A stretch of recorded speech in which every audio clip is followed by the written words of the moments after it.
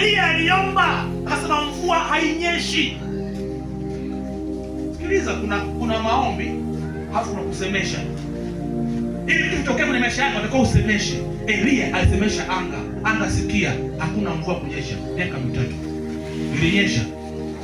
Ukienda hapa ikisema hivi, bali kwa neno, sio Mungu, kwa neno. Wewe unashindwa nini?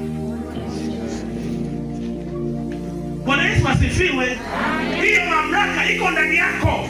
Ndio unajua kuna nguvu Mungu ameachilia kwako na kinywa. Ndio maana kuna mauti na uzima kwenye kinywa chako.